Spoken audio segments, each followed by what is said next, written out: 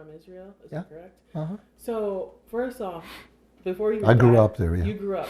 Talk about growing up there and what you kind of remember. Yeah, I grew up there. It was a very beautiful way of life growing up. I grew up on a commune, which is a very special way of life.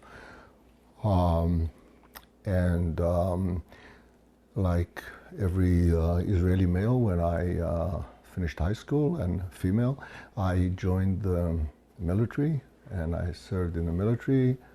Afterwards, when I was done, I continued like now with the Israelis doing reserves, but I studied, did an undergraduate master's, then I came to the US and got the PhD and ended up staying here.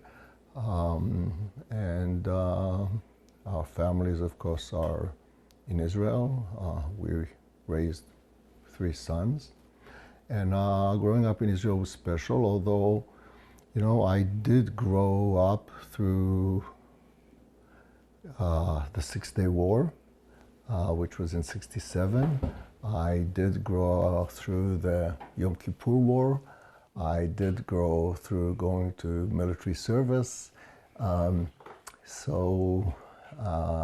we did grow up just like right after the Holocaust. So all of that is part of the DNA, who we are. Yeah. And you know, today we're kind of talking what really has been going on for a very long time, but a lot of spotlight on it is the attacks happening near Gaza. Now, talk about where your family is staying right now in relation to that, and how has it been knowing that that's going on and they're so close? Sure. Both my wife and I, she grew up in a commune next to mine. It's about 20, maybe 15, 20 miles from Gaza. So it's like now there's those that are mainly attacked, but they are a little bit back behind.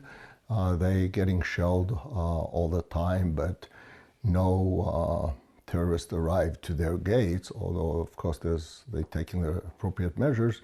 And you know, we both, my wife and I, we have a large family there. My mother's there, her mother's, brothers, sisters, family. So yeah, we've got a large family there in that specific area that we grow up, everyone stays there. It's not like here people move to states and that.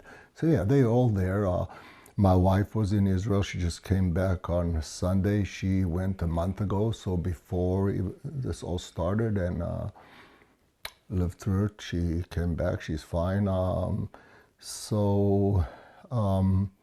Yeah, and it's a very different experience than Israel has ever gone through, despite all what has happened up to now and people are used to.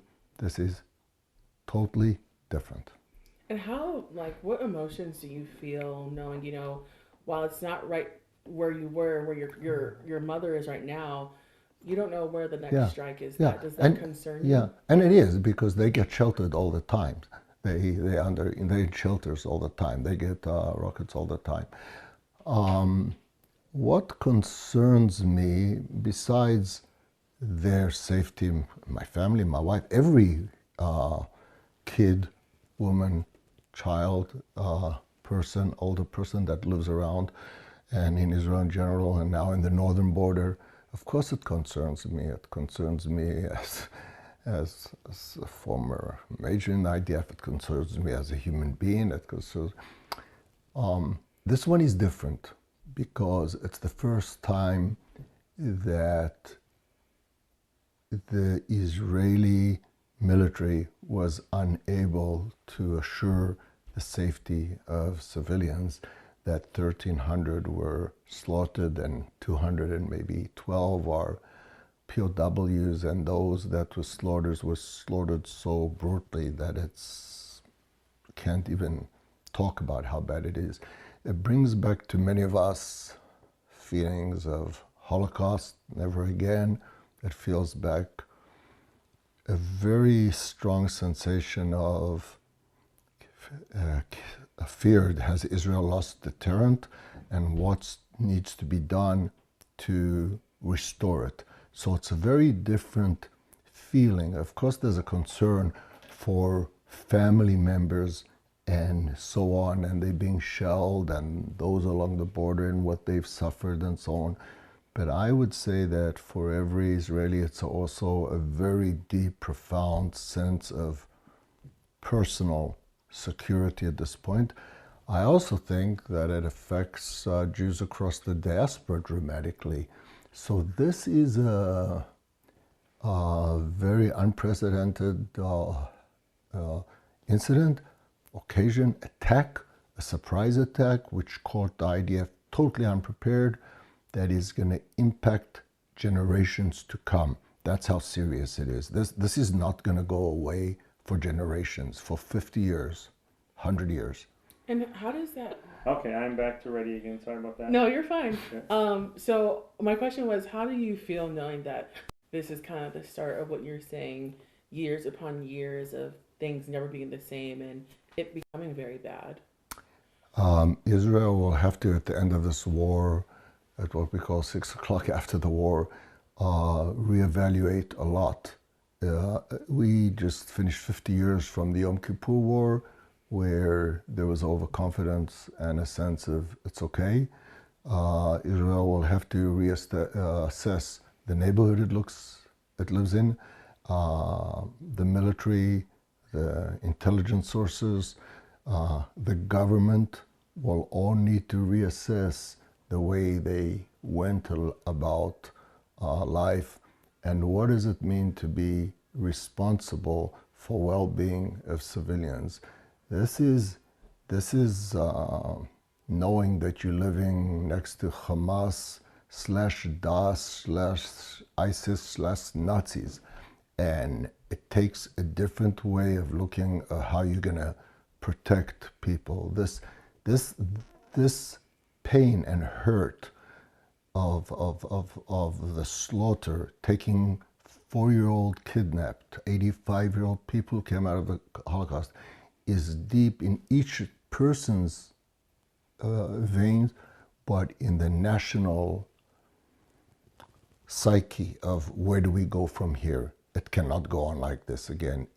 This could never happen again. Just like we said after the Holocaust, never again. Well, this cannot happen. We all shocked, I will say that it even took place. Not that they wouldn't plan it, but that it wasn't able to stop. And also, even that it happened, the brutality, the hate. I just want to say, every day, 18,000 Palestinians crossed from the Gaza Strip to Israel to war. It turns out they were collecting information on every house, who lived there, who to go after. It's something you can't even comprehend. It's a human mind can't comprehend. Mm-hmm. And how often do you talk to your family in that area, and what are those conversations? Talk to family and friends every day for hours. And I'd say that they have the same exact feelings that I have. And again, my wife was there now for a month and so on. We all feel the same. It's not as though we like sitting like, oh my God, where will the next rocket fall? It's more a sense of personal securities that is lost, and a national security that will have to be and will be restored. And those that and knowing that we facing savages. I mean, these are not. I can argue with an ideology. I can disagree or agree. And I also want to make it clear, which again people forget, Israel withdrew unilaterally from Gaza in 2005. They are under no occupation. Why didn't they just take care of Gaza and make it flourish? It is the size of Singapore. It could have been a haven. Instead of it, all the money they got from all the donors was to build a savage force to kill civilians. And that's alarming, because you want to have good relationships with your neighbors. Mm-hmm. Now, I do, to be on that, regardless if you're Israeli or Palestinian, people are getting killed on both sides. Mm-hmm. How does that make you feel that a conflict that maybe could have been resolved is resulting in people feeling like it is the Holocaust again, or people saying, I'm losing my family on the Palestinian side? Sure. Well, first of all, every innocent casualty on the Palestinian side is hurtful and painful and something that not I nor any Israeli, certainly not the military, and I was part of it once, and a lot of measures are taken not to hurt. Of course, in a war, civilians will be hurt. So first of all, there's nothing to joy about and nothing to be happy, but to be very sad about. The question is, what did the Hamas want with this attack? Why did they attack? And they knew that there will be casualties. How, if you're going to fight, there will be civilian casualties. The fact is that Hamas continues to fire every day between 2,000 to 500 rockets into civilian populations in Israel. Now, not a lot of Israeli civilians are getting hurt or killed because Israel put the money in defending civilians. They didn't. So unfortunately, yes, civilians are getting killed. Does that give joy to anyone? No, not at all. Would we want just those that perpetrated these terrible crimes be punished? Absolutely. That's another thing. It's up to the local population to go after them and get rid of them. So, and also it is very, very difficult when people say measure for measure. They sometimes say, right, like, well, it's disproportional what Israel is doing. Okay, so what does Israel need to do? Go and catch 1,300 civilians and do to them what they did to our civilians and now we'll feel good and equal? No, it's about Israel deciding it's not going to live next to Daesh, ISIS anymore. And again, in closing that, of course, every civilian that is an innocent civilian that is hurt, it's painful. I can't say it's probably painful to me as much as a kid's mother, but yeah, it's very painful. It gives no joy. And why do you think it's important that, Israeli people kind of make that separation of saying, it's not about, necessarily like a Israeli versus a Palestinian. It's really about civilians versus Hamas?